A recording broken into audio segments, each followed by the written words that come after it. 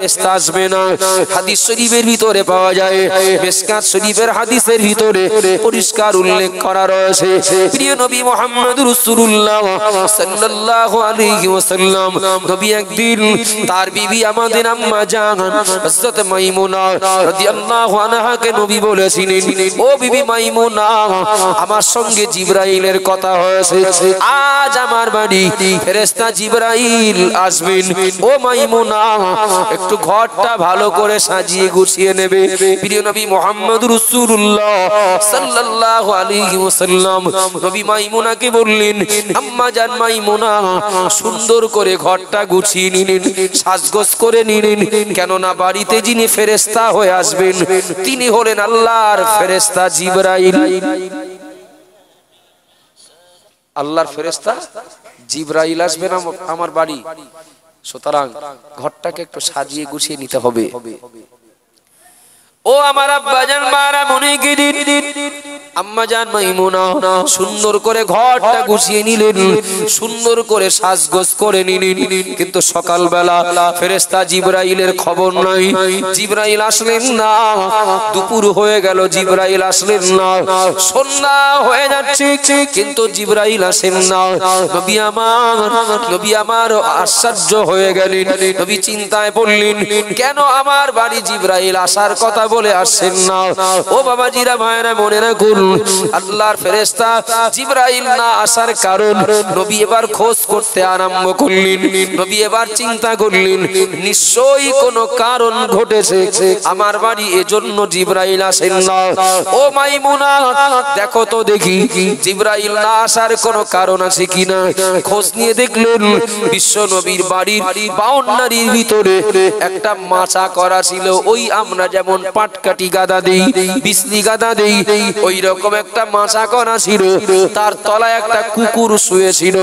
ও বাবাজিরা, ভাইরা, মনে রাখুন, নবী সন্দেহ করলেন, ও মাইমুনা, এটাও তো কারণ হতে পারে, কুকুরটা সরিয়ে দাও। কুকুরটা সরিয়ে দি, ওই জায়গায় একটু পানি ছিটিয়ে দিলেন, আল্লাহর ফেরেশতা জিবরাইল নবীর বাড়ি হাজির হয়ে গেলেন। একটু জোরে বলুন সুবহানাল্লাহ। জিবরাইল এসে হাজির। নবী জিজ্ঞাসা করলেন, জিবরাইল, সকালবেলা আসার কথা বলে এখন আসলেন কেন? জিবরাইল বলেছিলেন, যে বাড়ি কুকুর কিংবা কোনো প্রাণী ছবি থাকে সেই বাড়ি আমি কেন কোনো রহমতের ফেরেশতারা আসে না? তাহলে তো আজরাইলও আসবে না নাকি? চারিদিকে সব ছবিটা নিয়ে রাখতে হবে, আর বাড়ি কটা কুকুর পুষে রাখতে হবে, আজরাইল আর আসবে না। আজরাইল কি রহমতের ফেরেশতা? আজরাইল কোনো বাম্পার মানবে না, আজরাইল কোনো বাধা মানবেন না। আজরাইল আল্লাহর হুকুম হলে জায়গায় পৌঁছে যাবে। চলেন, আমি কি বলছিলাম, কুকুর বাড়িতে থাকলে সেই বাড়ি আল্লাহর রহমতের ফেরেশতা আসে না। সেই কুকুর কেউ পুষেছেন বাড়ি পাহারাদারি করার জন্য, এবং এমন একটা জায়গায় বসবাস করেন তিনি, তার পাহারাদারির জন্য কুকুর প্রয়োজন। তাই তিনি বাড়ির বাইরে পাহারাদারি করার জন্য একটা কুকুর রেখে দিয়েছেন। একটু বলবেন, ওই কুকুরটাকে তো স্কুলে পাঠানো হয় না, ওই কুকুরটাকে কোনো মাস্টারের কাছে পড়ানো হয় না, ওই কুকুরটাকে মনিব কোনদিন কান ধরে কানে কানে বলেও দেয় না, দেখো তোমার কিন্তু এই জন্য রেখেছি, তোমার এই এই কাজগুলো বলো করতে হবে। কোনদিন মনিবও বলেন না, কিন্তু বলবেন কুকুর কুকুর সে তার মনিবের উদ্দেশ্য সফল করে দেয় না, দেয় না? আপনাদের অসুবিধা হচ্ছে নাকি? কুকুর মনিবের উদ্দেশ্য সফল করে দেয় না, দেয় না? ও বাবা জিরা, বায়না, মনে রাখুন, কুকুরের কাজ হলো ঘেউ ঘেউ করে ডাকা, এক মালিককে সজাগ করে দেওয়া, মালিককে সতর্ক করে দেওয়া। অপরদিকে ওই ওই ওই আগন্তুক মানুষগুলোকে তাড়িয়ে দেওয়া বা ওদের মোকাবেলা করা। ও বাবা জিরা, বায়না, মনে রেখে দিন, কি আশ্চর্য ব্যাপার, কি অবাক হওয়ার ব্যাপার। কুকুর যখন ঘেউ ঘেউ করে পরে আমি এসেছি আপনার বাড়ি, ধরেই নেন না কেন আপনার বাড়ি কুকুর রয়েছে, প্রয়োজনে কুকুরটা পোষেছেন। আমি নতুন মানুষ, আমি আসলেই কুকুরটা ঘেউ ঘেউ করা শুরু করলো, কিন্তু আপনি যেই বললেন এই ঠান্ডা হ, ও ঠান্ডা হয়ে গেল।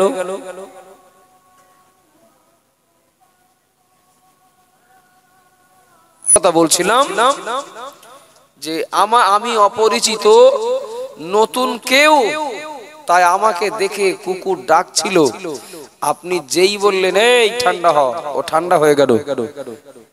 কুকুর মালিকের কথা শোনে না, শোনে না বাবু? শোনে।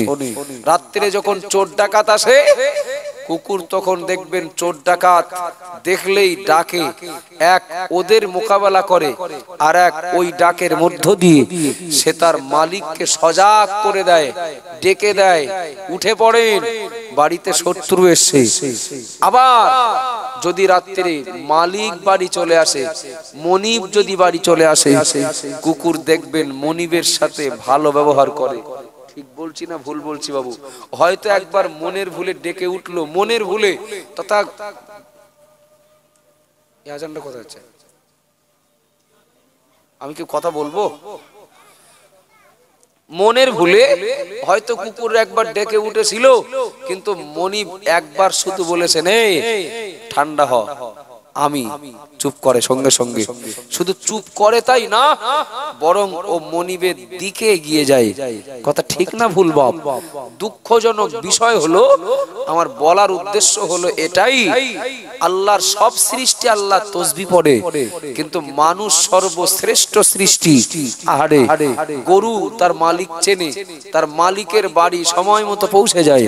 ছাগল হাঁস মুরগি মালিক চেনে, ঠিক মালিকের বাড়ি সময় মতো পৌঁছে যায়। কুকুর সেও মালিক চেনে এবং মালিকের ডাক পেলে মালিকের দিকে এগিয়ে যায়। আর মালিকের শত্রু যারা, কুকুর মালিকের আশা অনুযায়ী শত্রুদের মোকাবেলা করার আপ্রাণ চেষ্টাও করে। কথা ঠিক বলছি না ভুল? কিন্তু দুঃখজনক বিষয় হলো, আমরা সৃষ্টির শ্রেষ্ঠ, কিন্তু আমরা আমাদের মালিক চিনি না। আমরা সৃষ্টির শ্রেষ্ঠ, কিন্তু আল্লাহ, মহান আল্লাহ যিনি আমাদের মালিক, আমাদের কাছে যে কাজ, যে আশা করেছিলেন, আমরা আল্লাহর আশা পূরণে অধিকাংশ মানুষ কিন্তু আমরা ব্যর্থ। কথা ঠিক বলছি না ভুল বলছি বাবু? আবাজান মারা মনি কি দিন, মা বোনেরা মনে রাখুন, মহান আল্লাহ বললেন ওমা খলাকতুল জিন্না ওয়াল ইনসা ইল্লা লিয়াবুদুন। ও বান্দা বান্দি, আমি আল্লাহ পাক রব্বুল আলামিন জিন ইনসানকে সৃষ্টি করেছি, আমি আল্লাহ আমার ইবাদত করার জন্য, আমি আল্লাহ আমার হুকুম মানার জন্য। আমি জিন জাতির কথা ছেড়ে দিলাম, যারা জিন ওদের কথা বাদ দিলাম, ওরা আমাদের ধরা ছোঁয়ার বাইরে। আমরা মানুষ, আমরা যদি আমাদের কথা বলি, মহান আল্লাহ আমাদেরকে সৃষ্টি করেছেন তার হুকুমের গোলামি করার জন্য। ও বাবাজিরা, ভাইরা, মনে কি দিন, তার মানে এই নয় আপনি আমি কাজ করতে পারবো না, দোকানদারি করতে পারবো না, ব্যবসা বাণিজ্য করতে পারবো না, আপনি আমি দুনিয়ার কোনো কাজ কিছুই করতে পারবো না। সর্বক্ষণ আল্লাহ আল্লাহ করতে হবে, আল্লাহর জিকির করতে হবে, সর্বক্ষণ নামাজের পাঠিনি কিংবা কোরআন শরীফ নিয়ে বসে থাকতে হবে। আল্লাহ ওই কথা বলেননি। আল্লাহ বললেন আমি আল্লাহ আমার ইবাদতের জন্য, আমার হুকুম পালনের জন্য তোমাদেরকে সৃষ্টি করেছি। ও বাবাজিরা, ভাইরা, মনে রেখে দিন, এর ভিতরে কাজও হবে, ব্যবসাও হবে, দোকানও হবে, চাকরি বাকরিও হবে, সব দায়িত্ব পালন করা হবে। কিন্তু বান্দা মনে রাখো, দুনিয়াতে তোমাদেরকে আমি পাঠিয়েছি মূল উদ্দেশ্য যেটা, সেটা হলো আমি আল্লাহ আমার ইবাদত করা, আমার হুকুমের গোলামি করা। ও বাবাজিরা, ভাইরা, মনে রেখে দিন, বসিরাটে গিয়েছেন আপনি কিংবা আমি গিয়েছি, বসিরাটে গিয়েছি, একটু দয়া করে খেয়াল করুন, আব্বার জন্য ঔষধ নিয়ে আসতে কিংবা বাড়ি কেউ ঔষধ আনার জন্য গিয়েছি, একটু দয়া করে বলবেন নাকি আমি বসিরাটে গেলাম, 2 ঘন্টা সময় কাটালাম, কিন্তু না না, বসিরাটে কোন পার্টির মিটিং হচ্ছিল, সেই বক্তার বক্তব্য শুনতে গিয়ে কোন একজন জাদুকর জাদু খেলা দেখাচ্ছিলেন, জাদু খেলা দেখতে গিয়ে কিংবা কোন বন্ধুর সঙ্গে দেখা হলো, তার সঙ্গে গল্প করতে গিয়ে ঔষধটা না নিয়ে বাড়ি চলে এসেছি। একটু দয়া করে বলুন, বসিরহাটে যাওয়ার উদ্দেশ্য তো আমার সফল হয়নি, ঠিক না ভুল? আমি বসিরহাটে যে যাই করি, হ্যাঁ বন্ধুর সঙ্গে দেখা হয়েছে, কথা বলতে হবে। কেউ একজন বক্তব্য রাখছিল, ভালো লাগছে যে তাই একটু শুনলাম। তাই তো একটা খবরের কাগজ কেউ দেখালো, এই গুজরাটে দেখেছেন এই ব্রিজ ভেঙে পড়েছে, 50 জন মারা গেছে। তো দেখে হ্যাঁ তাও তো আশ্চর্য, ওটা একটু দেখলাম, ওটা একটু পড়লাম। কিন্তু আমার বসিরহাটে যাওয়ার মূল উদ্দেশ্য কি বা? ঔষধ আনতে যাবো না? আমি যদি ঔষধটা নিয়ে আসি বাড়ি, তাহলে আনুষঙ্গিক এই যা করলাম এটা সমস্যা নয়। কিন্তু আমি খবরের কাগজের খবর দেখলাম, আমি কোন বন্ধুর সাথে গল্প করলাম, পার্টির মিটিং এ কেউ বক্তব্য রাখছিলেন, সেই নেতা নেত্রীর বক্তব্য শুনলাম, সবকিছুই করলাম, কিন্তু ঔষধটা আনা হয়নি। বাড়ি আসলে শিওর আমার বকা খেতে হবে, কথা ঠিক না? বাড়ি আসলে আমাকে তিরস্কার পেতে হবে। এই খরচ করে এবং এই সময় নষ্ট করে তুমি বসিরহাটে গেলে, কিন্তু তুমি সেই আসল কাজটা তো করে আসোনি। আব্বাজান বানামনি কি দিন, মা বোনেরা মনেরা গুণ, এই দুনিয়াতে আমরা চাষ করব, ব্যবসা করব, আমরা চাকরি করব, দোকানদারি করব, কারো কর্মচারী হিসাবে কাজ করব। ও বাবা জিরা ভাইরা মনেরা গুণ, যাই করি না কেন এই দুনিয়াতে আল্লাহ আমাদের পাঠিয়েছেন, আমরা এসেছি মূল উদ্দেশ্য হলো আল্লাহর ইবাদত করা। আল্লাহর ইবাদত, চাষ হয়েছে, ব্যবসা হয়েছে, চাকরি হয়েছে, জলকর হয়েছে, সব কিছু হয়েছে, কিন্তু আল্লাহর ইবাদত বندگی করা হয়নি। নিশ্চিত মনে রাখুন, আল্লাহর ইবাদত না করে যদি বাড়ি চলে যায়, তাহলে ঔষধ না নিয়ে বাড়ি যাওয়া হবে। ও বাবা জিরা ভাইরা, এই সমাজের বাস্তব চিত্র যদি দেখি, 100 ভিতরে 80 জন মানুষ এই মনে করেন, 100 ভিতরে 80 জন মানুষের চিন্তা ভাবনা এই রকমই, যেভাবে চলছে চলে যাক, ঠিক সময় হলে আমি আল্লাহর হুকুম মানবো। তার মানে 45 বছর 50 বছর বয়স হবে, দাদা হবে, নানা হবে, তারপরে এইবার মসজিদে ঢুকবেন, ঠিক না ভুল? 40-45 বছরের ঊর্ধ্বে মসজিদে যত মুসল্লি আছে, বাপ আপনারা একটু বলবেন, মসজিদে যত মুসল্লি আছে এর ভিতরে বয়স্ক মানুষ বেশি না যুবক বেশি? আপনাদের মসজিদে বয়স্ক মানুষ বেশি না? এ মজলিসে যে কজন আছেন দেখেন দিন, এর ভিতরে যুবক কটারে, ওই ছেলেপিলা আছে কটা, ওরা বুঝতে শিখিনি তাই আছে, বুঝতে শিখলে হয়তো আর আসবে না। আর আছে যার সব বয়স্ক মানুষেরা, জি, আর যুবক আসেন 2-3 জন। এক কথায় এখানে যারা আসেন তাদের ওয়াজ নসিহত না শুনলেও চলে, আমি খুব বাস্তব কথা বলছি। এখানে যারা আসেন সব নামাজি মুসল্লি, আমল করা মানুষ, তারা আমল ইবাদত করেন অলরেডি। এই মানুষগুলোর জলসা না শুনলেও চলে, কিন্তু যাদের শোনার দরকার তারা বলে আসবে না, কথা ঠিক না ভুল? যাদের শোনার প্রয়োজন তারাই আসবে না। তাদের ভাবনা কি, এখন বাপ সভা শুনে আসুক, বাপ নামাজ পড়ে আসুক, বাপের মতো বয়স যখন আমার হবে আমিও তখন সবাইও যাব, আমিও তখন নামাজ পড়তেও যাব। এই মানসিকতার মানুষ বেশি না, কথা বলেন না বাবু? আবাজান বারামনি কি দিন, অতঃ নবী বললেন, রাজুলুন নবী আমার বললেন, কাল কিয়ামতের দিন আল্লাহর আরশের ছায়ায় আল্লাহ 7 শ্রেণীর মানুষকে জায়গা দেবেন। ও বাবা জিরা বারামনি কি দিন মহান আল্লাহ নবী বললেন, 7 শ্রেণীর মানুষকে মহান আল্লাহ আরশের ছায়ায় জায়গা দেবেন। দ্বিতীয় শ্রেণীর কথা নবী বললেন, ওয়াসাবুন নাসা ফি ইবাদাতিল্লাহ, যারা যৌবনকালে আল্লাহর ইবাদত করবে, আল্লাহ তাদের প্রতি খুশি হয়ে আরশের ছায়ায় জায়গা দেবেন। একটু জোরে বলুন সুবহানাল্লাহ, আরো জোরে বলুন সুবহানাল্লাহ। যৌবন কালে আল্লাহর ইবাদত করবে যে যুবক, যে যুবতী, বৃদ্ধ মানুষের ইবাদতের তুলনায় যৌবনকালের ইবাদতের দাম আল্লাহর কাছে অনেক বেশি। ও বাবাজিরা, বারা মনে রাখুন, মুরব্বিদের কষ্ট পাওয়ার জন্য, মুরব্বিদের কষ্ট দেওয়ার জন্য বলছি না, যেটা অতি বাস্তব সত্য। যৌবনকালের ইবাদতকারীদের জন্য আল্লাহর পুরস্কার, ওরা আরশের ছায়ায় জায়গা পাবে। কিন্তু মনে রাখুন, বাস্তবটা যদি দেখি, যৌবনকালের ইবাদতকারী তথা যুবক যুবতীর ইবাদতের তুলনায় বৃদ্ধ মানুষটার ইবাদতে কষ্ট বেশি। ঠিক না ভুল? তারাবির নামাজ পোতা পড়বে 20 রাকাত, দাদাও পড়বে 20 রাকাত, কার বেশি কষ্ট হবে? দাদার না? এটা স্বাভাবিক। কিন্তু যুবকও হজ করবে, দাদাও হজ করবে, কার কষ্ট বেশি হবে? দাদার। এটা হিসাব। তো সে বলে কামার বুড়ো হলি ল শক্ত হয়। তো কামার বুড়ো হলি লোহা শক্ত হয় না, তথা লোহা যেমন ছিল তেমনই আছে, তেমনই থাকে। ওই গায়ে বল কমে গেলে লোহা মনে হয় আগের থেকে শক্ত বেশি। এটাই বাস্তব। তো বাহ্যিক দিক থেকে কষ্ট বেশি হয় বুড়ো মানুষটার। অথচ নবী বললেন যে বুড়ো বয়সে যারা আল্লাহর ইবাদত করবে আরশের ছায়ায় তারা জায়গা পাবে না।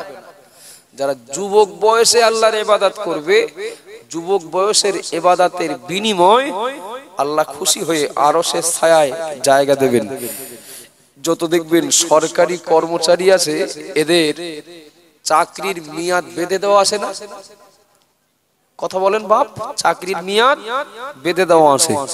50 বছর বয়স, কোনটাতে 40 বছর, কোনটা 60 বছর বয়স হবে। যদি বলা হয় আমি এখনো কাজ করো, বলে তোমার কাজ আর করতে হবে না, তুমি বাড়ি দাও, হাফ মাইনে দেবো, তাই বাড়ি বসে বসে খাওয়া, বাকি জীবনটা কাটাবা। সরকারের কর্মচারী হতে গেলে বয়স কিন্তু নির্দিষ্ট আছে। কথা ঠিক না ভুল? এই বয়স পার হবে তুমি আর আমার কর্মচারী হতে পারবে না। ঠিক উপযুক্ত সময়টা সরকার নিয়ে নেবে। যেই দেখবে বৃদ্ধ হয়ে গেছে, স্মৃতি শক্তি কমে গেছে, গায়ের বল কমে গেছে, তখন সরকার অকেজো বলে। ভুল বুঝলে হবে না বাবু।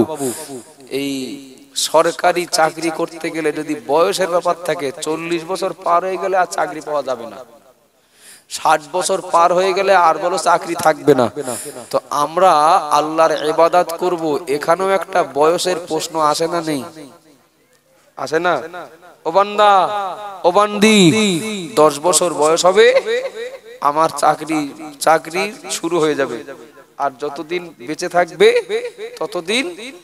ততদিন আমি আল্লাহ আমার চাকরি করবে। তবে মনে রাখো, যারা যৌবন কালে আমি আল্লাহ আমার ইবাদত করবে, বৃদ্ধ মানুষদের ইবাদতের তুলনায় যৌবন কালের ইবাদতের মূল্য বেশি, পারিশ্রমিক বেশি, এমনকি ওরা আরশের ছায়ায় জায়গা পাওয়ার হকদার। কিন্তু দুঃখ আর আফসোসের বিষয় হলো, অধিকাংশ মানুষ সরকার যখন বাদ দেয়, বিভিন্ন কর্মসংস্থান যখন বাদ দেয়, দুনিয়ার রাজনীতি যখন বাদ দেয়, দুনিয়ার কোনো কাজ করার যখন আর ক্ষমতা থাকে না, তখন বলি এইবার একটু ধর্মের পথে না আসলে আর হবে না। মানে দুনিয়ার সৃষ্টি যখন আমার বাদ দিচ্ছে, তখন থেকে আমি হব এইবার স্রষ্টার কর্মচারী। এটা কি অযৌক্তিক না বাপ?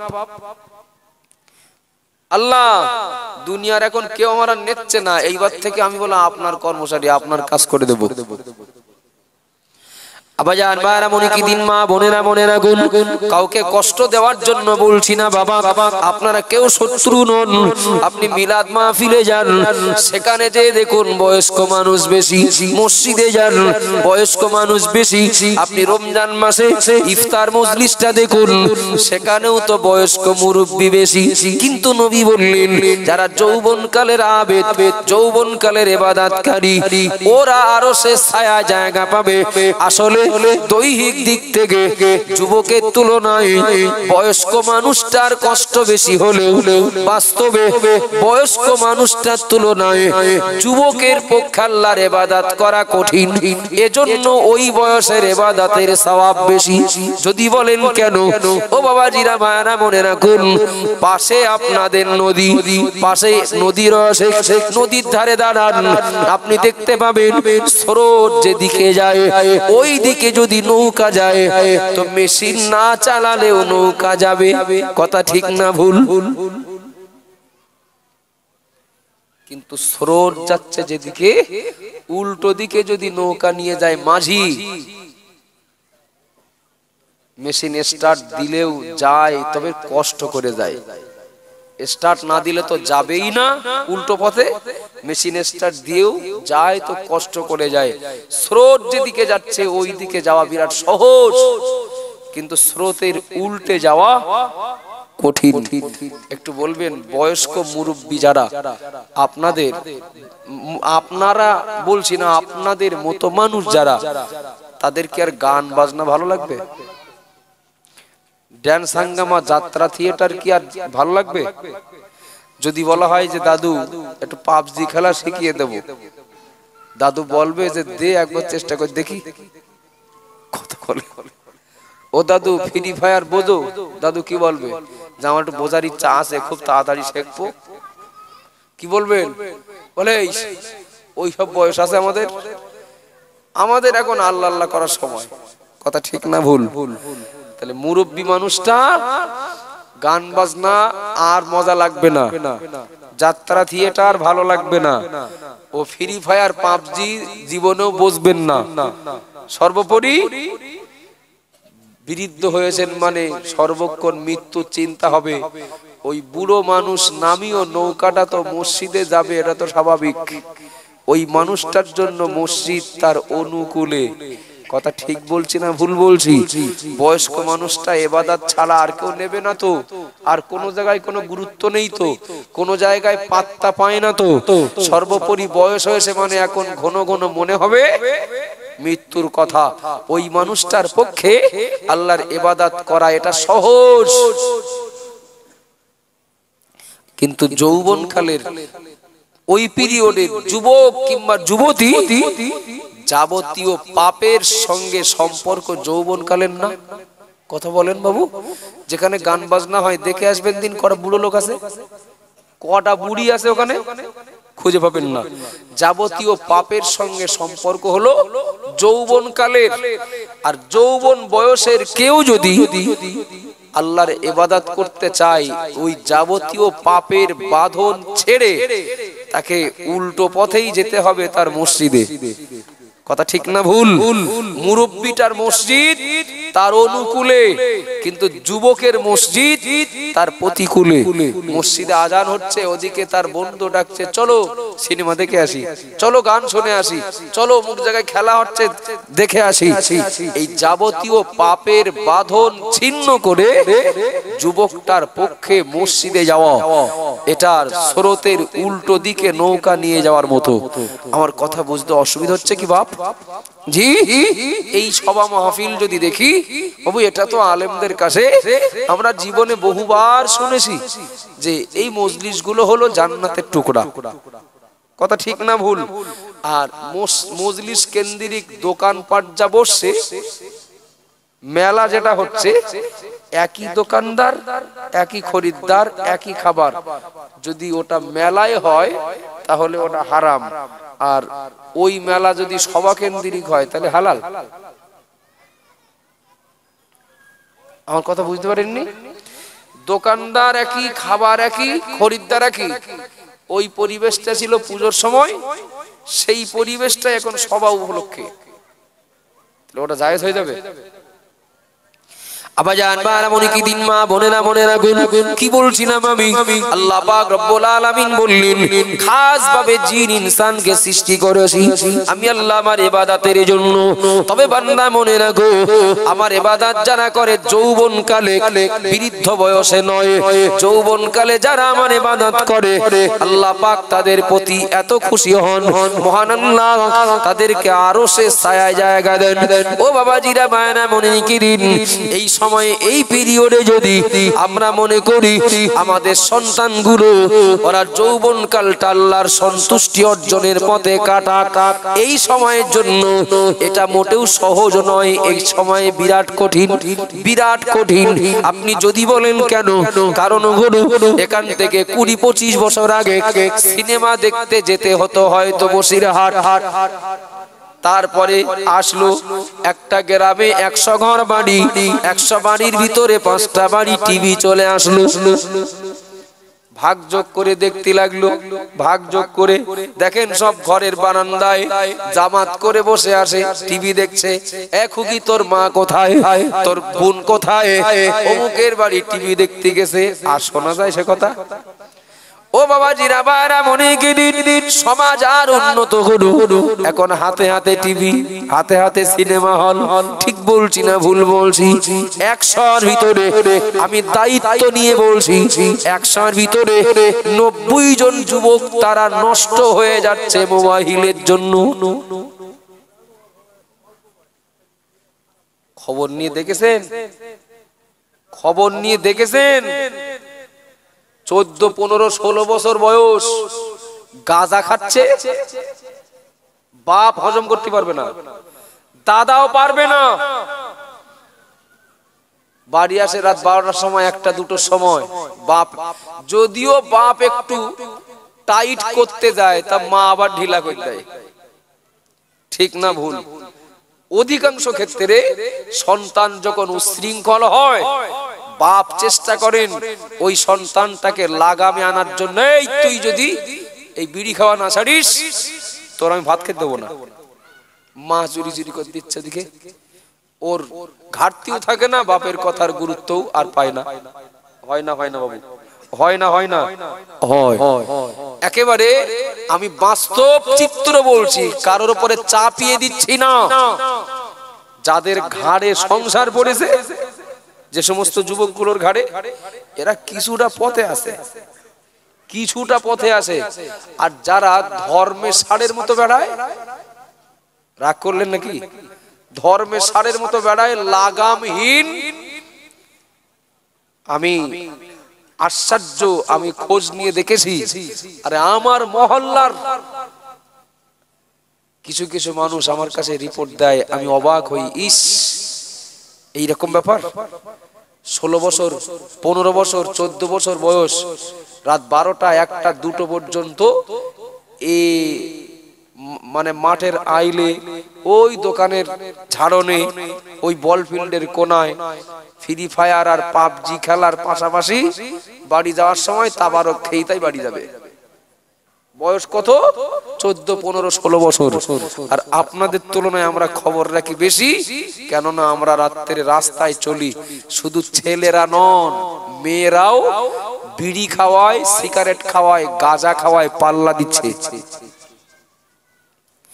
আবাজান মারামনি কি দিন মা বোনেরা মনে রাখবেন এই সময়ে যদি আপনি মনে করেন আপনার ছেলের জীবনটা যৌবনকালের পিরিয়ডটা যেন আল্লাহর ইবাদতের মধ্য দিয়ে কাটে এবং আরশের ছায়ায় জায়গা পাওয়ার যেন হকদার হয় এই সময়ে যদি আপনি মনে করেন আপনি ছেলের বাপ আপনি মেয়ের বাপ আপনি ছেলে মেয়ের মা একটু দয়া করে বলুন এই সময়ে যদি মনে করেন আপনার ছেলে মেয়েটা যৌবনকালে আল্লাহর ইবাদতে কাটাক এবং ওরা সে ছায়ায় জায়গা পাওয়ার হকদার হোক ও বাবাজিরা বায়না মনে করেন আপনাকেই পুলিশ সাজতে হবে আপনাকেই আইন হাতে তুলে নিতে হবে তথা ওই সন্তানকে যদি আব্বা মা লাগামে না রাখতে পারে তাহলে ওই সন্তান ভালো পথে ভালো হয়ে চলবে এ আশা করাটা অসম্ভব আশাটা করাটা সম্পূর্ণ অসম্ভব এই সময়ে যদি আব্বা মা যদি একটু লাগাম না ধরে ধরেন তাহলে সন্তানের ভবিষ্যৎ কিন্তু শেষ।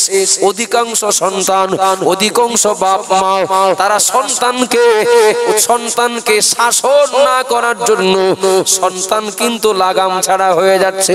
ও বাবাজিরা ভাইরা, আর অধিকাংশ ক্ষেত্রে দেখি একটা ছেলে আর একটা মেয়ে, সুতরাং যদি ওরা একটু অযৌক্তিক কোনো দাবিও করে, যদি না শুনি হয় হারিয়ে যাবে, না হয় তেল খাবে, না হয় গলায় দড়ি দেবে, না হয় যা রোজগার করে দিত বন্ধ করে দেবে, এই ভয়ে আব্বা মা অনেক অন্যায় হজম করে। কথা ঠিক বলছি না ভুল বলছি? এখনকার মুরব্বীদের জিজ্ঞাসা করে দেখেন বাপ মায়ের শাসন কেমন ছিল।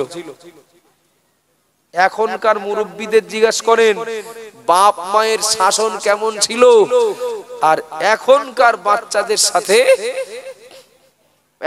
বাচ্চাদের সাথে আব্বা মায়ের আচরণ কি।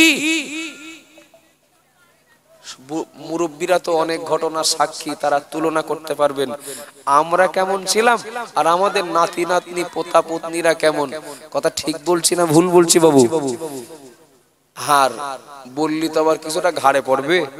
ঘাড়ে পড়া মানে সন্তান ভালো পথে রাখতে গেলে স্কুল মাস্টারের উপরে ভরসা করা যাবে না, প্রাইভেট মাস্টারও ভরসা করা যাবে না। যারা সমাজে মেম্বার, প্রধান, মোড়ল, মাতব্বর তাদের হাতে ছেড়ে দিলে আরো চোর ডাকাত হওয়ার সম্ভাবনা বেশি। ও সন্তান ভালো করতে গেলে সব থেকে বড় দায়িত্ব নিতে হবে তার বাপ মাকে। কিন্তু বাপ মা নিজেরাই যদি বেলাইনে চলে, আছে না নেই? বাপ মা যে শাসনটা করবে, বাপ মদ খেয়ে বাড়ি এসে ছেলেটার কি বলতে পারবে এই বিড়ি খাবি না জানো? বলতে পারবে? বাপ নিজেই মদ খায়, তো ওই বাপ বলতে পারবে ছেলের তুই যদি বিড়ি খাস তাহলে বলো তোর জমির ভাগ দেব না? বাপ নিজেই সিগারেট খায়, ছেলেটার বলতে পারবে তুই বিড়ি খাবি না? মা মহিলা সমিতি আর বন্ধন করে বেড়ায়, ওই মা মেয়েটার বলতে পারবে এই পর্দায় যদি না থাকিস তাহলে তোর বাপ বাড়ি আসলে বলে দেবো? আসলে বলবো আর কি, ওই অধিকাংশ বাপেরা তো উপরের ডালে আর ছেলে হলো নিচে। ঠিক বলছি না ভুল বলছি? অধিকাংশ বাপ উপরের ডালে। যদি এটা গল্প, তবে বাস্তবতার সঙ্গে মিল আছে বলেই বলছি বাপ। সেই আপনারা শুনে থাকবেন আমতলায় আম পাওয়া যায় না, মানে আম বাগানের মালিক আমতলায় আম খুঁজে পায় না। কি হলো এত আম পড়ে তো যাই কোন জায়গায়? সারা রাত পাহারা দিচ্ছে, আজকে চোর ধরবো, তারপরে অন্য কাজ। ঠিক ভোরবেলার দিকে চোর হাতে নাতে ধরে ফেলে, সারা তোর জন্য আমি আম পাইনি, তুই আমার বাগানের আম আমার না বলে নিয়ে যাস। ও যা বলার মতো মুখে যাচ্ছিল সব বলে তোর বাপের কাছ থেকে মার খাইয়ে নেব, তারপর আমার অন্য কাজ। তোর বাপের সাথে বলি তো ভাট, বলছে আমার বাপের কাজ যাবা? আমার বাপের যে তো বাড়ি পাবা না, বাপের যে বাড়ি পাওয়া যাবে না। আমার বাপ ওই দেখেন আম পেড়ে দিচ্ছে আর আমি প্যাকেট ভরছি। বাপ যদি ওপরের ডালে থাকে তো ছেলের বিরুদ্ধে নালিশ কার কাছে করবে? কথা বলেন ঠিক না ভুল? সুতরাং সন্তানদের যদি মনে হয় ওদের যৌবন কালের মূল্যবান সময়টা আল্লাহর ইবাদতে কাটাতে আব্বা মা পুলিশের দায়িত্ব পালন করবে, তার জন্য আব্বা মাকে তো আগে উপরের ডাল থেকে নিচে নামতে হবে। কথা ঠিক বলছি না ভুল? আব্বাজান মা এমনই কি দিন মা বোনেরা আপনাদের নিশ্চয়ই জানা রয়েছে আল্লামা বজলুর রহমান দরগাপুরি রহমাতুল্লাহ আলাইহি বিরাট ভোল্টেজ ছিল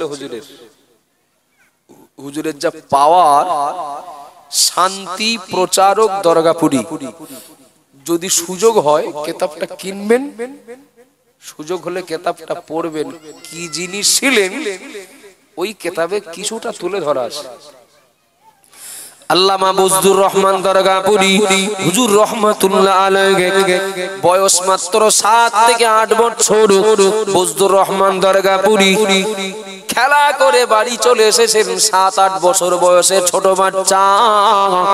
কি কতটা বুদ্ধি তার হতে পারে? 7-8 বছরের বয়সের বাচ্চা বাড়ি খেলা করে সে বলছে, ও মা জননী, ক্ষুধা লেগেছে, মা ভাত দেন, মা ক্ষুধা লেগেছে, ভাত খাবো। ও বাবা জিরা মায়না, 7-8 বছরের বাচ্চা বজদুর রহমান দরগাপুরি যখন বাড়ি যেয়ে বলছেন, মা ক্ষুধা লেগেছে, ভাত দেন, মা চোখ গরম করে বলছে, খোকা ও বজদুর রহমান, তোমার তো সাহস কম না, তুমি নামাজ পড়ে ভাত চেয়েছো। একটু জোরে বলবেন না সুবহানাল্লাহ? একটু খুশি হয়ে বলবেন না সুবহানাল্লাহ? তোমার তো সাহস কম না, তো তুমি নামাজ না পড়ে ভাত চাইছো? ও ছেলে, কটা বাজে? গোসল করেছো? না মা। নামাজ পড়েছো? না মা, পড়া হয়নি। মানে তুমি এখনো গোসল করোনি, তুমি নামাজ পড়োনি, তুমি গোসল না করে নামাজ না পড়ে আমার কাছে ভাত চাচ্ছ? তুমি কি জানো না তোমার মা বেনামাজির পাতে ভাত দেয় না? সুবহানাল্লাহ বলবেন না?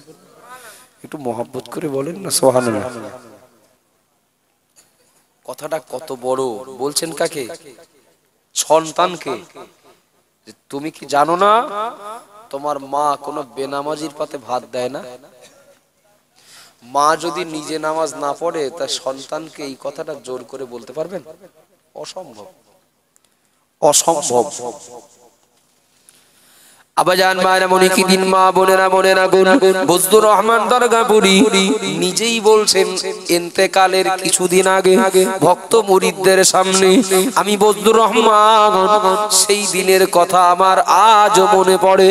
আমি আমার মায়ের কাছে ভাত চেয়েছি, আমার মা জননী আমাকে ভাত না দি, নামাজ না পড়ে ভাত চাওয়ার অপরাধে আমাকে বললেন, ও বাবা ছেলে, হাত লম্বা করো। হাতটা লম্বা করা পরে বজদুর রহমান দরগাপুরীর মা হাতে ইট চাপিয়ে দিলেন। বয়স 7-8 বছর, ছোট মানুষ, আবার ক্ষুধা লেগেছে, ভাত না দি হাতে ইট চাপিয়ে দিলেন। ও বাবা বজদুর রহমান, হাত সোজা করে রাখো বাবা, বেঁকে যদি যায়, ইট পড়ে যদি যায়, শাস্তি বলো বেশি হবে, শাস্তি বেশি হবে, হাত সোজা করে রাখো। ও বাবাজি রাবারা মনে রাখুন, বজদুর রহমান দরগাপুরি রহমাতুল্লাহ আলাইহি বললেন, আমি কিছু সময় আমি হাত সোজা করে রেখে দিলাম। কিছু সময় পরে আমার মা আমাকে বলছেন, বাবা তুমি ইটটা নামিয়ে রাখো। ও বাবা ছেলে, যাও গোসল করো, ওযু করো, নামাজের পাটি পেতে দিচ্ছে, নামাজ পড়ো। নামাজ পড়া হয়ে গেলে রান্নাঘরে যাবে ভাত খাওয়ার জন্য। বজদুর রহমান হুজুর বললেন, বজদুর রহমান হুজুর বললেন, দরগাপুরি হুজুর বললেন, আমার মা জননী আমাকে নামাজ না পড়িয়ে ওই দিন ভাত দেননি। ও আমার ভক্ত মুরিদেরা মনে রাখুন, ও আমার ভক্ত মুরিদেরা মনে রাখুন, আমার মা জননী আমার ওই 8 বছর বয়সে আমাকে নামাজ না পড়ে ভাত না দেওয়ার জন্য ওই দিন থেকে আজ পর্যন্ত আমি বজদুর রহমান আমার 1 ওয়াক্ত নামাজ কাজা হয়েছে বলে আমার মনে পড়ে না। একটু জোরে বলবেন না সুবহানাল্লাহ? সেই যে 8 বছর বয়স, আমার মা নামাজ না পড়া পর্যন্ত আমার ভাত দেননি, ওই জায়গা থেকে আর এখনো পর্যন্ত আমার 1 ওয়াক্ত নামাজ কাজা হয়নি। আর একবার বলবেন না সুবহানাল্লাহ? বলে দরগাপুরি হুজুর বললেন, এটা আমার নিজের কৃতিত্ব নয়, এটা আমার মায়ের অবদান। আর একবার বলবেন না? ও আমার আব্বাজান মারা মনে কি দিন, মা জননী তিনি বাচ্চাকে নামাজ না পড়িয়ে ভাত দেওয়ার জন্য, ভাত না দেওয়ার জন্য দরগাপুরি জীবনের শেষ মুহূর্তে গর্ব করে এই কথাটা বলার সুযোগ পেলেন। ও বাবা জিরা ভাইরা, ও মা বোনেরা মনে রাখুন, এটা তো আমরা জানি আব্বা মায়ের প্রভাব সন্তানের উপরে পড়ে। কথা বলেন ঠিক না ভুল? আব্বা মায়ের প্রভাব সন্তানের উপরে পড়ে। আপনি দেখবেন এমন প্রমাণ রয়েছে ভুরি ভুরি। আব্বা নামাজ পড়তে দাঁড়িয়ে, মা নামাজ পড়তে দাঁড়িয়েছেন নামাজের পাটিতে। ছোট্ট বাচ্চারা কিচ্ছু জানে না, ও কিছু বোঝে না, এটা কি ওটা জানে না, হাত বেঁধে কি বলতে হয় জানে না। এমন প্রমাণ রয়েছে ভুরি ভুরি। আব্বা মা নামাজ পড়তে দাঁড়িয়ে, ও বাবা জিরা ভাইরা, ছোট্ট বাচ্চাটা উলঙ্গ হয়ে খেলা করছিল। ওই অবস্থায় নামাজের পাটিতে দাঁড়িয়ে গেল। আব্বা মার তাহারিমা বেঁধে দাঁড়িয়ে, ওটা তাহারিমা, ও কিন্তু আদৌ জানে না, ও হাত বেঁধে দাঁড়ালো। আব্বা মা ঠোঁট নাড়ে, বাচ্চাটাও ঠোঁট নাড়ে। আব্বা মা রুকুই যায়, সেজদায় যায়, হাত তুলে দোয়া করে। বাচ্চাটাও হুবহু তাই করার চেষ্টা করে। কথা ঠিক না ভুল? এগুলো আমরা দেখি, কিন্তু সমস্যা হলো আমাদের মনে থাকে না যে এর থেকে যে কিছু নিতে হয়, এর থেকে কিছু পাওয়া যায়, আমরা এইটা ভাবি না। বাপ, এটা ভাবতে হবে যে আমি নামাজ পড়তে দাঁড়ালে আমার বাচ্চাও দাঁড়ায়, আমি যা করি ওই তাই করে। আমি পকেট থেকে 10 টাকা বার করে দিচ্ছে, ওকা মনা ওই অমুকের দোকান থেকে বলবি আমার আব্বা পাঠিয়ে দিয়েছে, এক ব্যান্ডেল বিড়ি দিতে বলেছে। কি দিতে বলেছে? ছোট বাচ্চার হাত দিয়ে বিড়ি কিনতে পাঠায় না বাপ? ভেবেছেন একবারও যে এই এই ছোট্ট কাজটার, এই ছোট্ট এই নির্দেশটা ওই বাচ্চাটার জন্য কতটা ক্ষতি করতে পারে? নিষ্পাপ বেগানা মাসুম বাচ্চা, তার কাছে টাকা দেওয়া হচ্ছে, যা দোকান থেকে বিড়ি কিনে নিয়ে আয়। একটু বলবেন, বাপ যখন সন্তানের হাতে টাকা দিচ্ছে বিড়ি কিনতে, ওই সন্তানের কাছে বিড়ি খাওয়াটা মোটেও অপরাধ বলে মনে হবে? একটু কথা বলেন না বাবু। বিড়ি খাওয়াটা তার কাছে কোনো সুন্নত মনে হবে, যে আমার বাপ খায় আমারও খেতে হবে। নিশ্চয়ই আমার বাপ খায় যখন, এ ভালো দামি মূল্যবান ফজিলতপূর্ণ কিছু হবে। আর যে সন্তানের কাছে বাপ বিড়ি কিনতে পাঠায়, ওই সন্তানকে বাপ কোনোদিন বিড়ি খাওয়ার ব্যাপারে শাসন করতে পারে না। যে বাপ নিজে নামাজ না পড়ে, ওই বাপ তার বেনামাজি সন্তানকে শাসন করতে পারে না। যে বাপ, যে মা নিজেরাই আল্লাহর হুকুম পালন থেকে দূরে, ওই বাপ ওই মা তার ধর্মহারা ছেলে মেয়েকে ধর্ম পথে আনার ব্যাপারে নসিহত করতে পারে না। এটা অযৌক্তিক, এটা অসম্ভব। বাপ মা যেমন হবে, 95% বলা যায় তার সন্তানের উপরে সেই প্রভাবটাই পড়বে। এরপরেও ব্যতিক্রম কখনো থাকে। কখনো মাতালের ছেলে হাফেজ হয়, কখনো হাফেজ মাওলানা ইমামের ছেলে মাতাল হয়, এটা ব্যতিক্রম। তবে বেশিরভাগটা প্রভাবটা পড়ে বাপ মায়ের প্রভাব তার আব্বা মায়ের উপরে। বড় পীর আব্দুল কাদের জিলানী রহমতুল্লাহ আলাইহি, যার বাস্তব উদাহরণ বড় পীর আব্দুল কাদের জিলানী। তিনি মাস্টারের কাছে পড়তে বসেছেন। মাস্টার তো প্রাথমিক পড়া পড়াচ্ছেন, আলিফ বে তে সে কি আলিফ বা তা সা। আব্দুল কাদের পড়ো। আব্দুল কাদের জিলানী বলছেন আলিফ লাম মিম। একটু জোরে বলুন না সুবহানাল্লাহ। পড়াচ্ছি আমি, প্রাথমিক পড়া একেবারে শুরু। পড়ছেন আলিফ লাম মিম, এখানেই শেষ না, কয়েক পারা কোরআন আর বড় পীর আব্দুল কাদের জিলানী ওস্তাদকে শুনিয়ে দিলেন। একটু সুবহানাল্লাহ বলেন। এ কথা আমাদের কাছে অনেক পুরনো, কিন্তু এর থেকে আমি একটা শিক্ষা নিতে চাচ্ছি। সেটা হলো, মা এই বড় পীর আব্দুল কাদের জিলানী ছোট্ট বাচ্চা কয়েক পারা কোরআন শুনিয়েছেন, কিন্তু ওই কয়েক পারা কোরআন কোন মাস্টারের কাছে পড়েননি। আব্বাজান বারামনি কি দিন বড় পীরের মা উম্মুল খায়ের মা ফাতেমা বড় পীরকে যখন গর্ভে ধারণ করেছিলেন, আব্দুল কাদের জিলানী রহমাতুল্লাহ আলাইহি যখন গর্ভে ছিলেন, উম্মুল খায়ের মা ফাতেমা বাচ্চাটাকে গর্ভে ধারণ করে তিনি কোরআন পড়তেন, কোরআন পড়তেন। বাচ্চাটাকে গর্ভে ধারণ করে ওই পিরিয়ডে তিনি বেশি বেশি কোরআন পড়তেন। বাচ্চাটার উপরে তার প্রভাব পড়েছে। একটু জোরে বলুন সুবহানাল্লাহ। আরো জোরে বলুন সুবহানাল্লাহ। ও বাবাজিরা মায়েরা মনে রাখুন, একটু দয়া করে বলবেন নাকি বাচ্চাটার উপরে যদি মায়ের গর্ভে সন্তান থাকতে মা কোরআন বললে যদি বাচ্চাটার উপরে যেই প্রভাব পড়ে, ও বাবাজিরা মায়েরা, মায়ের গর্ভে সন্তান, মা মোবাইলে গান শুনছেন, মায়ের গর্ভে সন্তান, মা মোবাইলে কত সিনেমা দেখছেন, মায়ের গর্ভে সন্তান, মা বিভিন্ন খেলাধুলায় মুশগুল। একটু দয়া করে বলবেন নাকি মা কোরআন পড়লে যদি বাচ্চার উপরে কোরআনের প্রভাব পড়ে, বা মা গর্ভে সন্তান নিয়ে যদি মোবাইলে যদি বিভিন্ন রকম ইসলাম শরিয়াত বিরোধী কিছু দেখেন বা শোনেন, এ প্রভাব বাচ্চার উপরে পড়বে না পড়বে না? পড়বে না? একদম।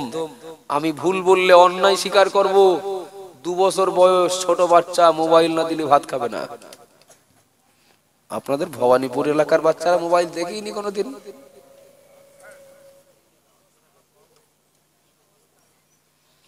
2 বছর বয়স, আল্লাহু আকবার, ওর হাতে মোবাইল দিতে হবে। ওর মতো ও, আপনি নেট বন্ধ করে দেবেন, ডাটা বন্ধ করে দেবেন, ও নিজে নিজে চালু করবে। ও ইউটিউবে যাবে, মানে ওর মা যা করেছে ও তো প্র্যাকটিস করে এসেছে মায়ের পেট থেকে। কি বলবেন এছাড়া?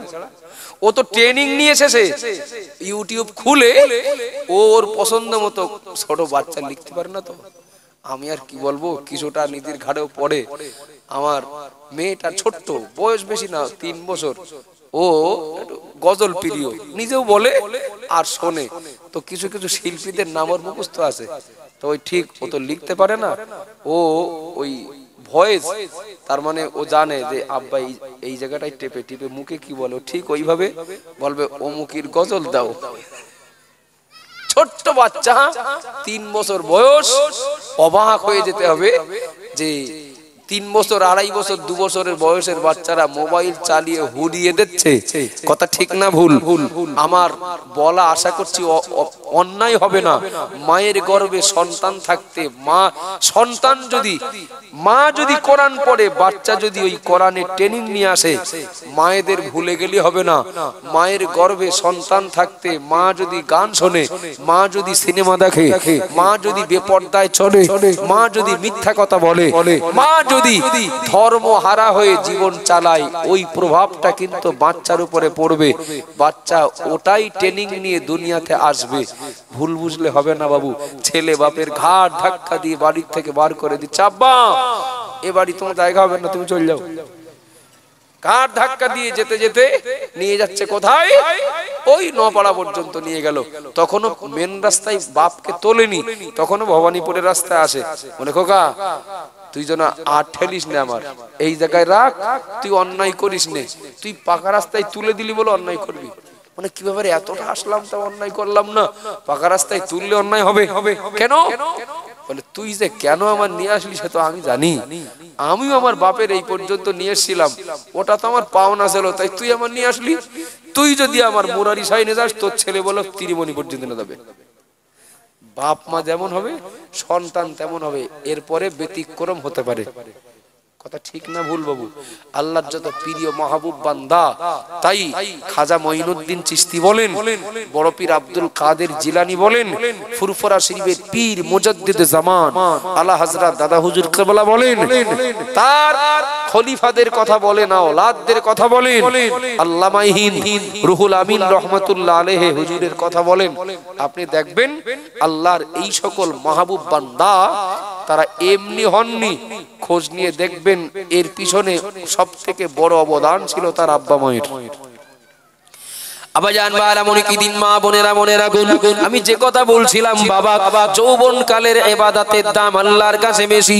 এখন যৌবন কালে যদি সন্তানের ইবাদতের মধ্য দিয়ে সময় কাটাতে হয়, তাহলে ওই সন্তানের পিছনে দায়িত্ব পালন করতে হবে, গার্ড দিতে হবে, সিকিউরিটি হিসাবে দায়িত্ব পালন করতে হবে আব্বা মাকে। বলতে গিয়ে বলেছি, আব্বা মা নিজেরাই যদি ধর্মহারা হয়, তাহলে সন্তানকে তো তো শাসন করতে পারবে না, সন্তানকে তো উপদেশ দিতে পারবেন না, এটা বেমানান, এটা অযৌক্তিক। ও বাবা জিরা ভাইরা মনে রাখুন, প্রিয় নবী মুহাম্মদ রাসূলুল্লাহ সাল্লাল্লাহু আলাইহি ওয়াসাল্লাম কাল কিয়ামতের দিন নবী বললেন, কাল কিয়ামতের দিন মহান আল্লাহ পাক প্রত্যেক গার্জিয়ান গুলোকে আল্লাহ কৈফিয়ত করবেন, আল্লাহ প্রশ্ন করবেন। ওয়ার রাজুল রাঈন ফি আহলিহি ওয়া মাসউলুন আন রাইয়াতিহি। নবী আমার জানিয়ে দিলেন, কাল কিয়ামতের দিন মহান আল্লাহ পাক রব্বুল আলামিন সব বান্দা বান্দি দিগকে আল্লাহ জিজ্ঞাসা করবেন, বিশেষ করে পরিবারের গার্জিয়ান যারা, আল্লাহ পরিবারের গার্জিয়ান গুলোকে প্রশ্ন করবেন ফি আহলিহি, তার পরিবারের ব্যাপারে। ও আমার বান্দা, বলো তো দেখি, তোমার পরিবার ভুক্ত দুনিয়ায় যারা ছিল তাদেরকে তুমি সৎ কাজের আদেশ করেছিলে কিনা, অসৎ কাজের নিষেধ করেছিলে কিনা? ও আমার বান্দা, তোমার পরিবার ভুক্ত মানুষদের প্রতি তোমার যে দায়িত্ব ছিল সেই দায়িত্ব পালন করেছিলে কিনা? নবী আমার জানিয়ে দিলেন, ওয়ার রাজুল রাঈন ফি আহলিহি ওয়া মাসউলুন আন রাইয়াতিহি আও কামা ক্বালা আলাইহিস সালাম। নবী আমার বললেন, প্রত্যেকটি পরিবারের গার্জিয়ান তার পরিবারের ব্যাপারে আল্লাহর কাছে কৈফিয়ত দিতে বাধ্য থাকবেন।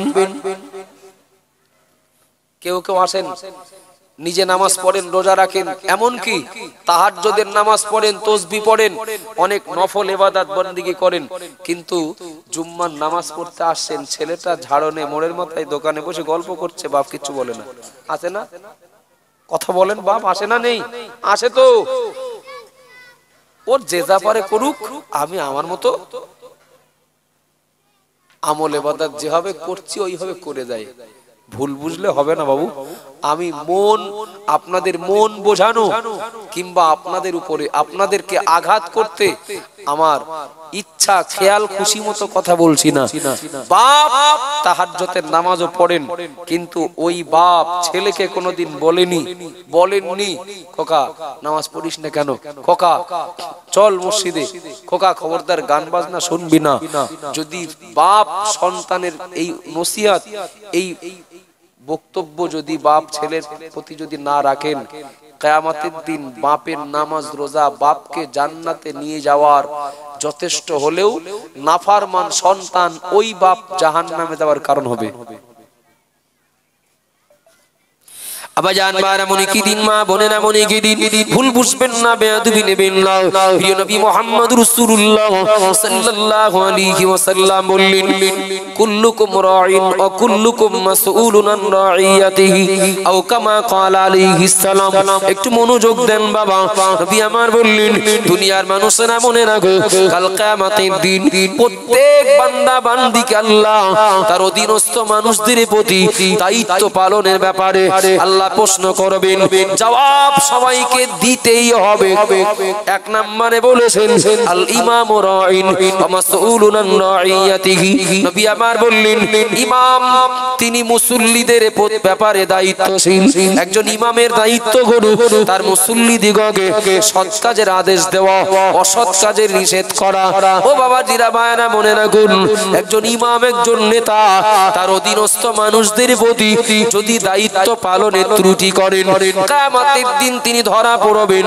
আল্লাহ পাক রব্বুল আলামিন কাল কিয়ামতের দিন ইমামকে প্রশ্ন করবেন তার অধীনস্থ মানুষদের প্রতি দায়িত্ব পালনের ব্যাপারে। ইমামকে জবাব দিতেই হবে। আর রাজুল রাঈন ফি আহলিহি ওয়া মাসউলুন আন রাইয়াতিহি। নবী আমার বললেন, পরিবারের গার্জিয়ানকে আল্লাহ প্রশ্ন করবেন, ও বান্দা বলো তোমার পরিবারের প্রতি তোমার যে দায়িত্ব ছিল সেই দায়িত্ব পালন করেছিলে না করনি? একজন পরিবারের গার্জিয়ান সে তার পরিবারের ব্যাপারে দায়িত্ব পালনের কৈফিয়ত দিতে বাধ্য থাকবেন। নবী বললেন, আল মারআতু রাইয়াতুন ফি বাইতি জাওজিহা ওয়া মাসউলাতুন আন রাইয়াতিহা।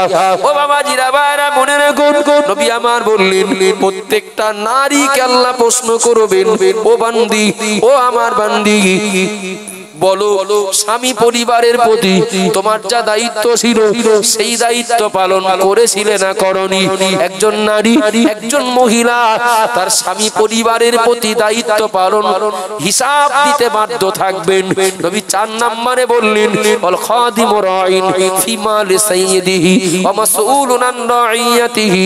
একজন গোলামকে আল্লাহ প্রশ্ন করবেন, ও বান্দা বলো তোমার মনিব তোমাকে যা দায়িত্ব দিয়েছিল দুনিয়ায়, মনিবের দেওয়া দায়িত্ব পালন করেছিলে না করনি? কাল কিয়ামতের দিন শুধু নিজের আমল ইবাদত নয়, আমাদের অধীনস্থ মানুষদেরকে ধর্ম পথে রাখার ব্যাপারে আমাদের যে দায়িত্ব আল্লাহ দিয়েছেন, যিনি যেমন ব্যক্তি তার উপরে তেমন দায়িত্ব বর্তায়, এ দায়িত্ব পালনকে কত না করেছি এ ব্যাপারে আল্লাহ কৈফিয়ত করবেন, জবাব সবাইকে দিতেই হবে। ইমাম মুসল্লিদের ব্যাপারে প্রশ্নের সম্মুখীন হবে। ও ইমাম, মুসল্লিদের প্রতি তোমার যে দায়িত্ব ছিল, মুসল্লিরা যারা ধর্মহারা ওদেরকে ধর্মপথে আনা, যারা আমল হারা আমলের ব্যাপারে উৎসাহিত করা, যারা পাপের সাগরে হাবুডুবু খাচ্ছিল ওদেরকে পাপ থেকে সতর্ক করার জন্য নসিহত করা, এটা তোমার দায়িত্ব ছিল, করেছিলে? কিছু ইমাম আসে বাবু, কিছু ইমাম আসে মসজিদ কমিটির সেক্রেটারি পাকা সুদখোর, এখন যদি সুদের বিরুদ্ধে বলে তা চাকরি বরতলায় যাবে। মসজিদ কমিটির যিনি সভাপতি ওনার স্ত্রী আবার মহিলা সমিতির সভাপতি। এখন ইমাম সাহেব যদি মহিলা সমিতি নিয়ে কিছু বলে তা চাকরি থাকবে? কথা বলেন না। 100 ভিতরে 90 জন ইমাম। কারোর যদি মনে হয় আব্দুল মুঈদ তুমি ভুল বলছো, আমার বলবেন, আমি আচমকা স্বপ্নে দেখা কথা বলি না। 100 ভিতরে 90 জন ইমাম, তারা নামে ইমাম আর বাস্তবে কমিটির গোলাম। ঠিক না ভুল? নামে ইমাম আর বাস্তবে কমিটির গোলাম। বিশ্বাস করুন, তারা দেখে যে এই মসজিদের যারা মোড়ল মাতব্বর তাদের তো কম বেশি চিনি জানি, এখন বেশি যদি আমি হক কথা বলতে যাই তাহলে আমার হয়তো বাড়ি পাঠাবে, যে যা করছে করে যাক, এই কাজটা করলে 1 বস্তা সওয়াব, ওই কাজটা করলে 1 ঝুড়ি সওয়াব, ওই কাজটা করলে পাহাড় সমান সওয়াব, এমন কথা বলবো যেন কারোর গায়ে না লাগে। চলছে না? এর জন্য যারা কমিটি ইমামের হাত পা বেঁধে রেখেছেন আসে, বহু আসে, আমরা বহু জায়গার সাক্ষী, ইমামকে সত্য কথা বলতে দেওয়া হয় না। ইমামকে সত্য কথা বলতে দেওয়া হয় না। আজকের যে সমস্ত ইমাম কমিটির গোলাম হয়েছেন, অ্যাকচুয়াল তারা গোলাম হননি, তাদেরকে গোলাম বানানো হয়েছে। কথা ঠিক না ভুল? আর অধিকাংশ ইমাম আপনি দেখবেন তারা গরিব মানুষ। অধিকাংশ ইমাম তাদের ইনকাম সোর্স বা রোজগারের মাধ্যম হয়তো শুধু ওই ইমামতি। কোন জায়গা থেকে 10-20 কিলোমিটার দূর থেকে ভবানীপুরে এসে ইমামতি করে, 5 ওয়াক্ত নামাজ পড়ায়, এখানেই থাকে। আহারে, মাসে 5000 টাকা মাইনে, তাও 3 মাস বাকি আছে না নেই? ইমামের প্রতি অবিচার করার জন্য কমিটি মারাত্মক ভাবে আসামি হবে কিয়ামতের দিন। আমার কথাটা লিখে রাখুন এবং পারলে একটু যাচাই করে নেবেন জমুকেই বলে গেছে কথাটা সঠিক কিনা। যারা ইমামের সঙ্গে দুর্ব্যবহার করেন, যারা ইমামের প্রতি দায়িত্ব পালনে উদাসীনতা দেখান, যদি আপনি সেই ইমামের প্রতি দায়িত্ব পালন না করতে পারেন, ওই ইমাম রাখবেন না, তাকে ছেড়ে নেন। পাশাপাশি যারা ইমামতি করেন তাদেরও মনে রাখতে হবে, ইমাম হিসাবে যদি আপনি দায়িত্ব পালন করতে না পারেন তাহলে বিকল্প কাজ দেখেন, ওই দায়িত্বটা ছেড়ে দেন। আমার কথা বলা ভুল হলো নাকি বাবু? যারা ইমামের প্রতি দায়িত্ব পালন করতে পারেন না তাদের উচিত ইমামের দায়িত্ব না নেওয়া, আর যিনি ইমাম হিসাবে দায়িত্ব পালন করতে পারেন না তার উচিত ইমামতির দায়িত্ব না নেওয়া। নবী বলেছেন কিয়ামতের দিন ইমামদেরকে কৈফিয়ত করা হবে, তোমার অধীনস্থ মানুষদের প্রতি দায়িত্ব পালন করেছিলে ঠিকঠাক? যদি করে থাকেন তো কপাল ভালো, করে যদি না থাকেন তো আল্লাহর কাছে আসামি হতে হবে। একথা আমি বলছি না, একথা খোদ রাসূল বলেছেন। দ্বিতীয়ত বলেছেন গোলামে পরিবারের গার্জিয়ানের কথা। 3 নম্বরে বলেছেন ওয়াল মারআতু রাইয়াতুন ফি বাইতি জাওজিহা ওয়া মাসউলাতুন আন রাইয়াতিহা আও কামা ক্বালা আলাইহিস সালাম। নবী বললেন 3 নম্বরে প্রত্যেকটা নারীকে স্বামী পরিবারের প্রতি দায়িত্ব পালনের ব্যাপারে কৈফিয়ত করা হবে। ভুল বুঝলে হবে না বাবু। আমরা দুই বাপ্পু একসঙ্গে ছিলাম, একসঙ্গে চলছিলাম, একসঙ্গে খাচ্ছিলাম, একসঙ্গে কাজ করছিলাম, খুব ভালোই চলছিল। বাপ কত শখ করে, কত আশা করে বৌমার মুখ দেখবেন বলে আমাকে বিয়ে দিলেন, কিন্তু বিয়ে দেওয়া হলো মানে বাপ বেটা সম্পর্ক বিচ্ছেদ হয়ে গেল। মায়ের সাথে ছেলের সম্পর্ক অনেকটা দূর দূর তৈরি হলো। ঠিক বলছি না ভুল বলছি বাবু? ও মা, ও গো বোন, ও গো নারী, আপনাকে মনে রাখতে হবে নবী বলেছেন অল মারআতু রাইয়াতুন ফি বাইতি জাওজিহা ওয়া মাসউলাতুন আন রাইয়াতিহা।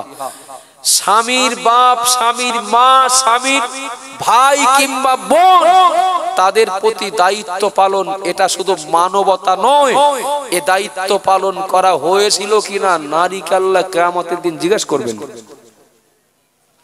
আবাজান বারামনি কি দিন নবী আমার বললেন ওয়াল মারআতু রাইয়াতুন ফি বাইতি জাওজিহা ওয়া মাসউলাতুন আন রাইয়াতিহা। ও নারী, কিয়ামতের দিন মহান আল্লাহ নারী স্বামী পরিবারের প্রতি দায়িত্ব পালনের ব্যাপারে আল্লাহ প্রশ্ন করবেন। তোমার স্বামীর প্রতি তোমার যা দায়িত্ব ছিল, স্বামী পরিবারের প্রতি মানে তোমার শ্বশুরের প্রতি, তোমার শাশুড়ির প্রতি, তোমার ননদ নন্দায়ের প্রতি, তোমার দেওর কিংবা পরিবারে আরো যারা রয়েছে তাদের প্রতি তোমার যা দায়িত্ব ছিল, তাদেরকে দেখভাল করা, তাদের ভিতরে সম্মানীয় যারা, শ্রদ্ধার পাত্র যারা, তাদেরকে শ্রদ্ধা করা, স্নেহের পাত্র যারা, তাদেরকে স্নেহ করা, এ দায়িত্ব তোমার যা ছিল, তুমি এ দায়িত্ব পালন করেছিলে না করনি? ও বাবাজিরা বায়ারা মনে কি দিন, ওই মেয়েটা যদি, ওই মহিলাটা যদি ইমাম সাহেবের মেয়ে হয়, ওই মহিলাটা যদি কোন হুজুরের মেয়ে হয়, ওই মহিলাটা যদি যতই আল্লাহ ওয়ালি মেয়ে হয়, যতই রাবিয়া বস্ত্রীর মতো হয়, কিন্তু মনে রাখুন সে যদি হয় স্বামীর অবাধ্য, সে যদি হয় স্বামী পরিবারের মানুষদের কাছে অপ্রিয়, ওর নামাজ ওর রোজা আমল ইবাদত জান্নাতে নিয়ে যেতে পারবে না, পারবে না, পারবে না। নবীর কাছে একজন সাহাবা এসে জিজ্ঞাসা করছেন ইয়া রাসূলুল্লাহ, ইয়া হাবিবাল্লাহ, একজন মহিলা কোন রকমে 5 ওয়াক্ত নামাজ পড়েন, রমজানে রোজা রাখেন, অতিরিক্ত আমল কিছু করতে পারেন না, হুজুর মহিলাটা কোথায় যাবেন? নবী বললেন ওই মহিলাটা জান্নাতে যাবে। একটু সুবহানাল্লাহ বলেন। আমি হাদিস বলছি বাবু, আমার ইবারাতটা স্মরণে নেই, জাস্ট হঠাৎ মনে পড়লো, আমি বলবো তাও আমার মাথায় ছিল না। নবীর কাছে এসে বলছেন হুজুর বেশি আমল ইবাদত করতে পারে না, তবে তার পরিবারের সবাই তার প্রতি সন্তুষ্ট। হুজুর মহিলাটা কোথায় যাবে? নবী বললেন ওই মহিলাটি নিশ্চিত জান্নাতি। একটু সুবহানাল্লাহ বলেন। ওই সাহাবা জিজ্ঞাসা করলেন ইয়া রাসূলুল্লাহ, ইয়া হাবিবাল্লাহ, আর একজন মহিলা তার নামাজ, তার রোজা, তার তাসবিহ, তার তাহাজ্জুদের ইবাদত বন্দেগী, আমল ইবাদত বন্দেগী অনেক রয়েছে, কিন্তু ওই মহিলাটার প্রতি তার স্বামী এবং পরিবারের মানুষ সন্তুষ্ট না। হুজুর মহিলাটা কোথায় যাবে? নবী বললেন এত আমল ইবাদত থাকার পরেও মহিলাটা জাহান্নামে যাবে। আমার কথায় কষ্ট পেলেন নাকি বাবু? দুটো কথা মনে রাখুন, মা বোনেদের বেশি মনে রাখার দরকার। আমলের পরিমাণ কম, কিন্তু স্বামী পরিবারের সবাই তার প্রতি খুশি, তার আচার ব্যবহারে, তার জীবন যাপনে, কথাবার্তায় পরিবারের সবাই সন্তুষ্ট।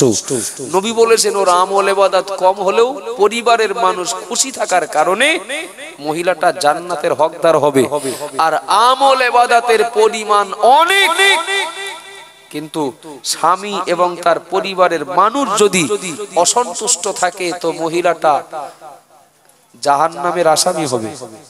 আপনি সমাজে দেখুন বাবু, সমাজে দেখুন 5 ওয়াক্ত নামাজ পড়ে অনেক মহিলারা, কিন্তু 5 ওয়াক্ত নামাজ পড়ে। বিশ্বাস করুন বাপ, অনেক মা বোনেরা তারা 5 ওয়াক্ত নামাজ পড়ে, স্বামী না পড়লে স্ত্রী পড়ে। স্বামী কোরআন না জানলেও স্ত্রী জানে, স্বামী কোরআন না পড়লেও স্ত্রী কোরআন পড়ে। কিন্তু শ্বশুর শাশুড়ির সাথে সম্পর্ক সাপ আর বেদির মতো। ঠিক বলেছি না ভুল বলেছি? শ্বশুর শাশুড়ির সাথে হয়তো মাঝে মধ্যে যুদ্ধ বেঁধে যায়। দেখো এইবারই হয় তোমার মা থাকবে, নয় তোমার মা থাকবে, না হয় আমি থাকবো, তুমি সিদ্ধান্ত না কি করবা। স্বামী কঠিন পরীক্ষায়। ছোট্ট বাচ্চারা বলো সব শুনছে না? ছোট বাচ্চারা সব দেখে না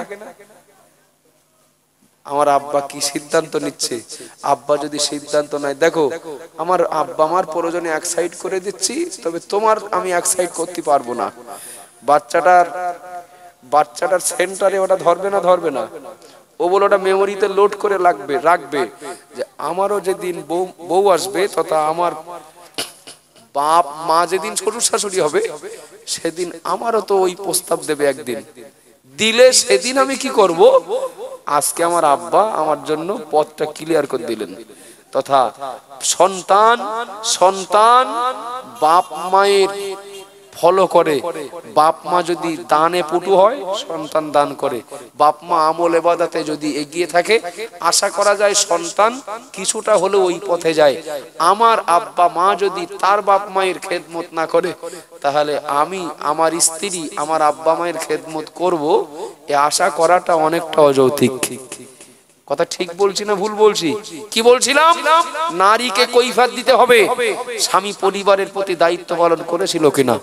4 নাম্বার নবী বললেন, ওয়াল খাদিমু রাঈন ফি মালি সাইয়্যিদিহি ওয়া মাসউলুন আন রাঈয়াতিহি। গোলামকে প্রশ্ন করা হবে, বলো তোমার মনিব তোমার যে দায়িত্ব দিয়েছিল। আশ্চর্য ব্যাপার, আমি কর্মচারী মনিবের দেওয়া কাজ করছিলাম, কিন্তু মনিব বললো আমি বাড়ি থেকে ঘুরে আসি। যেই মালিক বাড়ি গেছে, আমি তখন ভাবছি এবার একটু আলের মাথায় বসে পান খেয়ে নেই। হয় না একটু কথা বলেন না। তথা যখন ক্ষেতের মালিক, জলকরের মালিক, ভাটার মালিক কিংবা ম্যানেজার সুপারভাইজার যখন থাকবে না, তখন কাজে ফাঁকি। আর যেই আসবে শিগগিরই ও লোক আসছে বলো। হয় না। তথা পাহারা দেওয়ার মানুষ থাকলে আমি ভালো কর্মচারী, আর যেই পাহারা দেওয়ার মানুষ থাকবে না, তখন আমার ভিতরে ফাঁকি দেওয়ার এই অভ্যাস শুরু হয়ে যাবে। নবী বলেছেন, গোলামকে আল্লাহ প্রশ্ন করবেন, তোমার মনিবের দেওয়া মাল সম্পদ রক্ষণাবেক্ষণ করা কিংবা মনিবের দেওয়া দায়িত্ব পালন করাই তুমি দায়িত্ব পালন করেছিলে কিনা।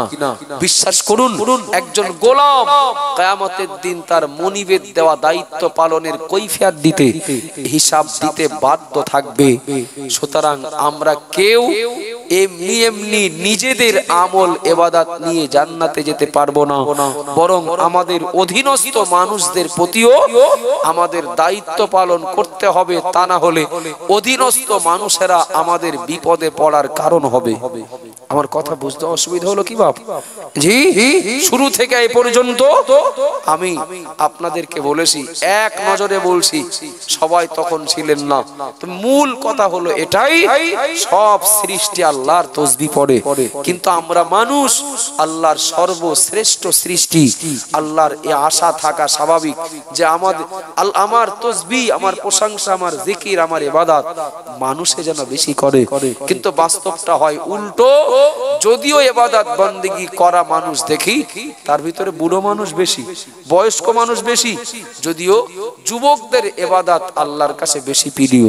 আমার কথা বুঝতে অসুবিধা হচ্ছে? এক নজরে আমি আপনাদেরকে পর্যন্ত যা বলেছি, জওয়ান যুবকদের, যুবতীদের আমল ইবাদতের দাম আল্লাহর কাছে অনেক বেশি। যদি জওয়ান যুবক যুবতী যারা এদের আমল ইবাদতের ভিতর দিয়ে সময়টা কাটাতে হয়, তার জন্য তাদের পিছনে পাহারাদারির দায়িত্ব নিতে হবে আব্বা মাকে।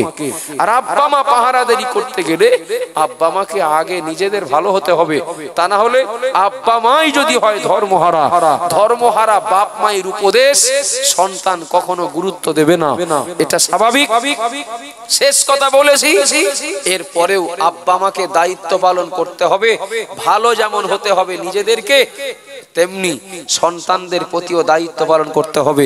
কেননা এ ব্যাপারে আল্লাহর পক্ষ থেকে প্রশ্নের সম্মুখীন হতে হবে, ইমামও প্রশ্নের সম্মুখীন হবে, পরিবারের গার্জিয়ানও হবে, স্বামীও হবে, আর এমনকি একজন কেনা গোলাম সেও পর্যন্ত মনিবের দেওয়া দায়িত্ব পালন করেছিল না করেনি, এ ব্যাপারে তাকে প্রশ্নের সম্মুখীন হতে হবে, জবাব তাকে দিতে হবে। সুতরাং আমরা যে যাই করি, চাষবাস করি, ব্যবসা বাণিজ্য করি, চাকরি বাকরি যাই করি, আমাদের ভুলে গেলে হবে না, ওমা খলাকতুল জিন্না ওয়াল ইনসা ইল্লা লিয়াবুদুন। আল্লাহ বলেছেন, ও বান্দা দুনিয়াতে যাই করো, আমি আল্লাহ জিন ইনসান খাস করে এই দুটো সৃষ্টি করেছি, আমি আল্লাহ আমার ইবাদত করার জন্য। সুতরাং কোন দিন যেন না বলি কাজ ছিল বলে নামাজ পড়ার সময় হয়নি, বরং আমাদের এটাই বলা উচিত নামাজ আগে, নামাজের কারণে কাজে আসতে দেরি হয়েছে। কথা ঠিক বলছি না ভুল? কি বাবা রোজা নেই কেন? বলে আর বলো না, এত পরিমাণে কাজের চাপ পড়েছে। হঠাৎ আমরা কাজের চাপের জন্য রোজা ছাড়ি, কিন্তু রোজার জন্য আমরা কাজ ছাড়ি না। ঠিক বলছি না ভুল বলছি বাবু? হজের খরচ এবছর তা 6 লাখ টাকা প্রায়, 25-এর পরে হয়তো 10 লাখ টাকা হতে পারে, 2025-এর পরে। আমি একজন সরকারি এক আধিকারিকের কাছ থেকে শুনছিলাম, তো চিন্তা করেন, তাই তো 6 লাখ টাকা বাজেট, 6 লাখ টাকা হজ করে খরচ না করে 10 কাঠা জমি কিনলে লাভ হবে? আছে না? আসে না কিছু মানুষ? 6 লাখ এত টাকা খরচ না করে যদি 10 কাঠা জমি কিনি, আমারও ভোগ করা হবে, আমার সন্তানদেরও ভোগ করা হবে।